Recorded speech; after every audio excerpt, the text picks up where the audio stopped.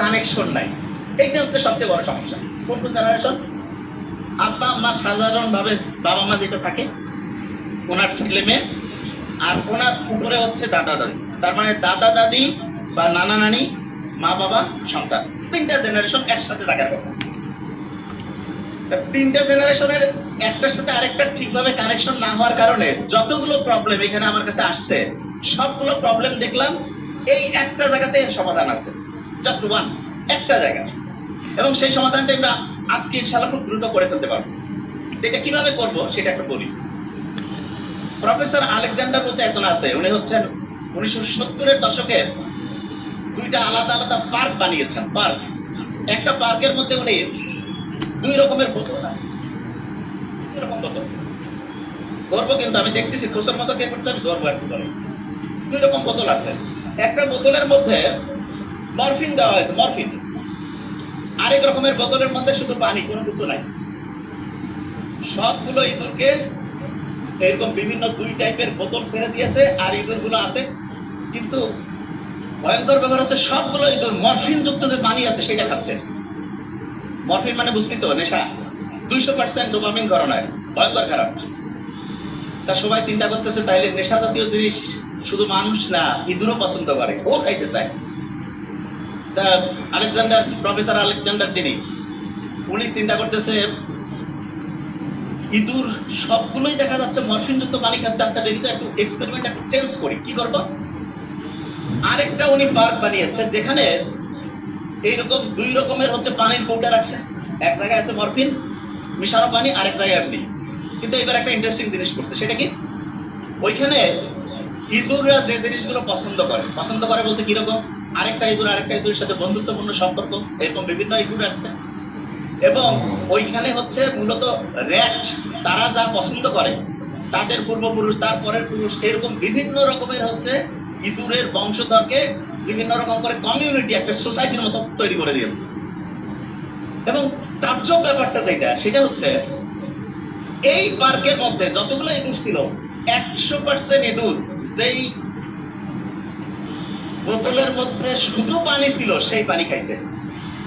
তখন professor Alexander বলতেছে এটা তো একটা মারাত্মক ভাবনা চিন্তা। তার মানে একটা পার্ক, র্যাট পার্ক, সেটা যদি ইঁদুররা খেলাধুলার ব্যবস্থা থাকে, তারা যে এরকম জিনিস পছন্দ করে, ও এখানে একটা জিনিস অনেকে মনে হয় বুঝতে পারেনি, যা স্যার দুইটাই তো পার্ক, পার্থক্য কি? পার্থক্য একটা ছিল। প্রথম যে পার্কটা ছিল সেটা ছিল একটা কারাগারের মতো। কারাগার বলতে সেখানে শুধু একটা দুইটা ইঁদুরে থাকতো, বেশি ইঁদুর রাখতো না। আর আরেকটা জায়গায় বড় একটা পরিসরে অনেকগুলো ইঁদুর রাখছে, এবং ওইখানে দেখা গেছে প্রত্যেকে মরফিন যুক্ত পানি খায়নি, মরফিন ছাড়া স্বাভাবিক যে হচ্ছে পানি সেটা খাইছে। তা আমাদের যে বাড়িগুলো, এই বাড়িগুলো বর্তমানে হয়ে গেছে ইঁদুরের খাঁচার মতো।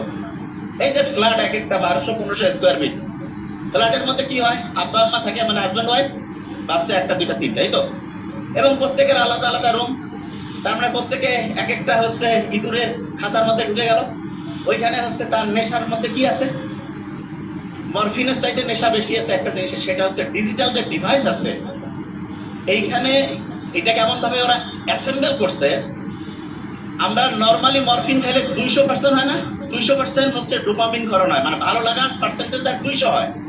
আর কেউ যদি মোবাইলের মধ্যে ধরা যাক কোনো ফেসবুকিং করতেছে, কোনো হচ্ছে যে গেম খেলতেছে, তারপরে ধরা যাক কোনো অশ্লীল কোনো জায়গায় যাচ্ছে, তাহলে 250% পর্যন্ত ডোপামিন ঘরণ হয়। তার মানে একাকি একটা ইঁদুর থাকলে যেমন মরফিন পান করে, এরকম একাকি যদি হচ্ছে দেখা যায় ছোট্ট ছেলে মেয়েরা থাকে, তাদেরও কিন্তু এরকম মরফিনের চাইতে বেশি নেশা, এইটাতে অ্যাডিক্টেড হওয়ার সম্ভাবনা সবচেয়ে বেশি। তাহলে প্রশ্ন হলো যে এটা থেকে বাঁচার পদ্ধতিটা কি? পদ্ধতি খুব সহজ।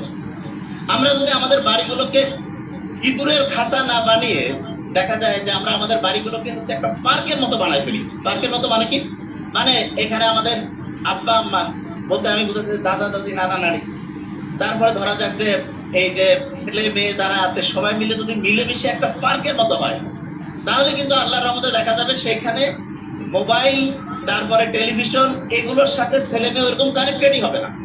দেখা যাবে সে অটোমেটেড ফ্যামিলির সাথে কানেক্টেড থাকবে। কেন? কারণ মানুষের নেচার হচ্ছে মানুষকে বানিয়েছে একজনের সাথে আরেকজনকে কানেক্টেড করে। কিন্তু যখন এই কানেক্টিভিটিটা থাকে না, তখন আমরা অটোমেটেড কি হয়, দেখা যায় যে কানেকশন নাই, তখন ইঁদুর একা একটা কেজের মধ্যে থাকলে যে অবস্থা হয় সেই অবস্থার মধ্যে পড়ে যায়। এখন এখানে একটা জিনিস বলে রাখি, অনেকে একটা জিনিস জানতে চেয়েছে যে আমাদের যে ইংলিশ মিডিয়ামের এখানে যে স্কুল হবে সেখানে হাফেজি পড়ার সাথে হচ্ছে পড়াশোনা কি ভালো হবে না খারাপ হবে। দেখেন, পড়াশোনার জন্য সারা পৃথিবীতে যতগুলো সিস্টেম আসছে তার মধ্যে যদি আমি বলি নাম্বার 1 সিস্টেম, সেটা হচ্ছে হাফেজি পড়ার সিস্টেম। কিভাবে সেটা বলি, যে কোনো শিক্ষার্থী যে কোনো সময় সেরা স্টুডেন্ট হইতে পারে, জাস্ট একটা ফর্মুলা রাখবে, একটা ফর্মুলা। সেই ফর্মুলাটা কি?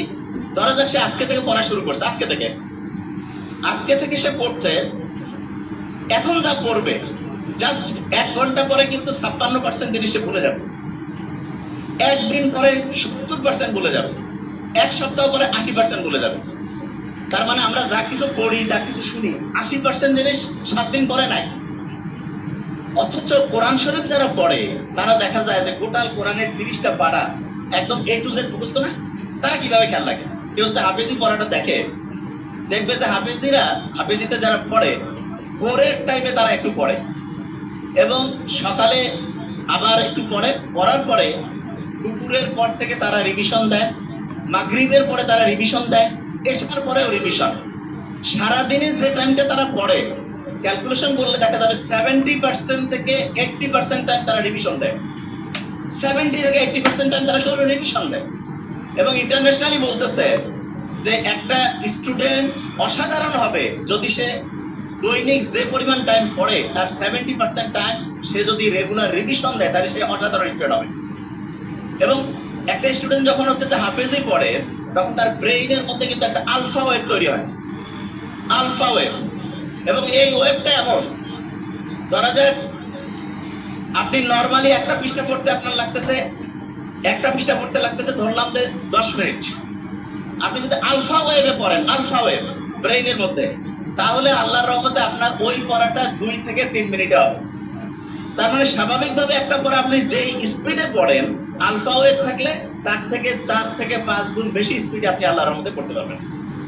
তাহলে যারা কোরআনের হাফেজিতে পড়ে তারা কিন্তু ব্রেইনে আলফা ওয়েভ তৈরিটা অটোমেটেড হয়। ওই যে আমি যখন কোরআন তেলাওয়াত আমরা শুনলাম তখন এটা ভালো লাগছে না সবার? কোরআন যখন শুনলাম কি কারণে ভালো লাগলো? কারণ কোরআনের আয়াতগুলো আল্লাহ এমন ভাবে অ্যাসেম্বল করছেন, যখনই আমরা শুনি তখন ব্রেইনটা কুল ডাউন হয়। এবং ব্রেইনটা কুল ডাউন হয়ে গেলে ব্রেইনের মধ্যে প্রতি মুহূর্তে যে হচ্ছে বিভিন্ন ঢেউ আছে, ঢেউটা এমন লেভেলে আসে যেটার নাম হচ্ছে আলফা ঢেউ। এবং এই ঢেউটা ব্রেইনের জন্য খুব উপকারী। দেখেন, সায়েন্স যে আবিষ্কার হচ্ছে, আপনারা দেখবেন কোরআনে একটা আয়াত আছে যে উটকে আমি কেমনে বানাইছি এটা কি তোমরা দেখবা না? উট কিছুদিন আগে আবিষ্কার হইলো যে উটের যে চোখের পানি আছে না, এই চোখের পানির মধ্যে এমন এক রকমের মেডিসিন আছে যেটা প্রায় 30 রকমের সাপের যে বিষ সেটাকে নিষ্ক্রিয় করতে পারে। ওই যে রাসেল ভাইপারের নাম শুনলাম না, খুব আলোড়ন সৃষ্টি করছিল। সেই রাসেল ভাইপারের যে বিষ ভয়ঙ্কর, মুহূর্তের মধ্যে মানুষকে ধ্বংস করে ফেলে, সেই বিষকেও নিষ্ক্রিয় করার ক্ষমতা বিজ্ঞানে দেখছে যে উটের যে চোখের পানি সেটার মধ্যে আছে। আল্লাহ যে বলছে যে উটকে আমি কিভাবে বানিয়েছি সেটা কি তোমরা দেখবা না? কি অসাধারণ! আল্লাহর কথাগুলো এখন বিজ্ঞানীরা দেখতেছে, যা কিছু বলে গেছে প্রত্যেকটাই সায়েন্সের সর্বোচ্চ লেভেলে। দেখ